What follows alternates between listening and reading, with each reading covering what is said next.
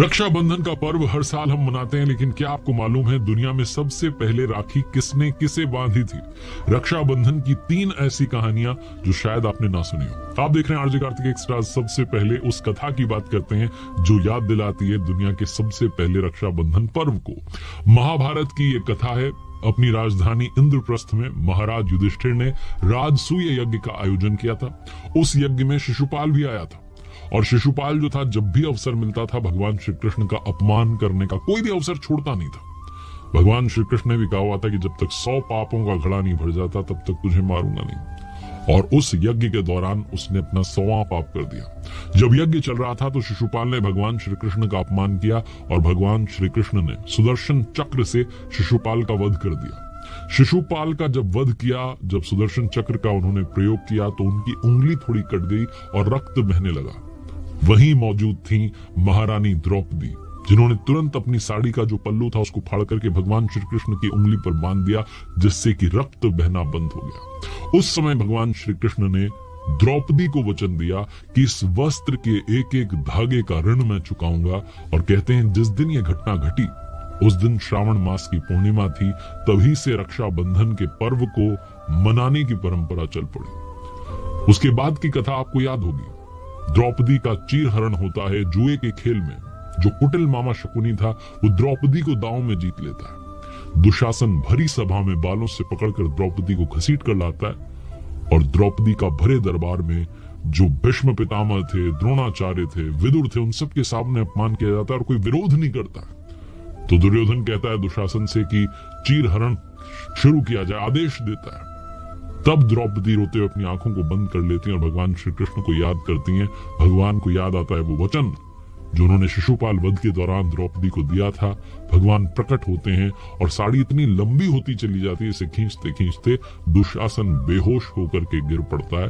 भगवान अपना वचन निभाते हैं और रक्षाबंधन के इस पर्व का मतलब समझाते हैं कि जो भी वचन भाई ने अपनी बहन को दिया है उसे निभाना ही होगा। दूसरी कथा है भगवान श्री हरि यानी कि भगवान विष्णु की। विष्णु पुराण के अनुसार भगवान विष्णु ने अपने भक्त बलि की परीक्षा लेने के लिए एक ब्राह्मण का रूप धारण किया था और उनके यज्ञ पर पहुंच करके दान में उन्होंने 3 पग भूमि मांगी थी। बलि ने उस मांग को स्वीकार किया तो भगवान ने एक पग में पूरा आसमान नाप दिया, दूसरे पग में पूरी जमीन नाप दी, पूरी धरती नाप दी।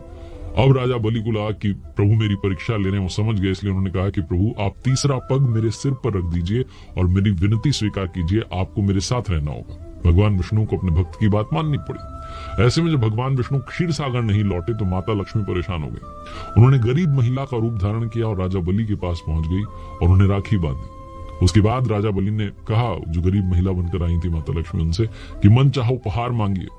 तो उन्होंने अपना असली रूप प्रकट किया और कहा कि मैं अपने पति भगवान श्री हरि विष्णु को वापस ले जाना चाहती हूँ। अपने वादे को पूरा करने के लिए बलि ने माता लक्ष्मी की मांग को स्वीकार कर लिया था। ये घटना भी कहा जाता है कि श्रावण मास की पूर्णिमा को ही, इसलिए रक्षाबंधन का त्योहार उसी दिन से मनाया जाने लगा। और तीसरी जो कथा है वो है देवराज इंद्र की। कहा जाता है, भविष्य पुराण में कहा गया कि 12 वर्षों तक देवताओं और असुरों का संग्राम चलता रहा, युद्ध होता रहा। देवताओं की पराजय हुई तो देवराज इंद्र जो थे वो सभी देवताओं के साथ में अमरावती चले गए। असुरों ने तीनों लोकों पर कब्जा कर लिया और जहां कहीं वेदों का पठन पाठन होता था, पूजा होती थी, उन्होंने आदेश दिया कि ऐसा कुछ भी नहीं होगा, यज्ञ नहीं होगा। तो तीनों लोकों में धर्म का नाश होने लगा। इस बात से चिंतित होकर के देवराज इंद्र जो थे वो गुरु बृहस्पति के पास में पहुंचे और उस समय गुरु बृहस्पति के साथ उनकी पत्नी शुचि जी उपस्थित थी और उन्होंने कहा कि देवराज आपकी व्यथा को मैं समझती हूँ। कल ब्राह्मण शुक्ल पक्ष की जो है पूर्णिमा है। आप विधान पूर्वक तैयार किया गया जो रक्षा सूत्र है वो मैं आपको दूंगी, आप इसे कल ब्राह्मणों से बंधवा लीजिएगा, आपकी विजय निश्चित है। और अगले दिन उन्होंने ऐसा ही किया, उनकी विजय जो है वो हुई। तो कहा जाता है कि ब्राह्मणों के माध्यम से जो रक्षाबंधन का पर्व है ये उस दिन से मनाया जाना शुरू हुआ।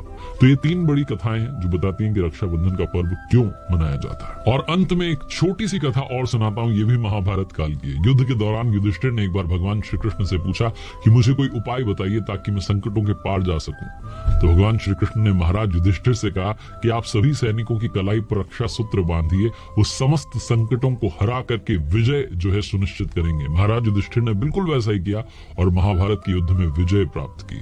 कहा जाता है कि इस विजय में वो जो रक्षा सूत्र बांधे गए थे उनका भी कंट्रीब्यूशन था, उनका भी योगदान था। जिस दिन युधिष्ठिर ने सभी सैनिकों को रक्षा सूत्र बांधा था वो श्रावण मास की पूर्णिमा का दिन था। इसलिए कहा जाता है कि तब से इस दिन सैनिकों को भी राखी बांधी जाती है।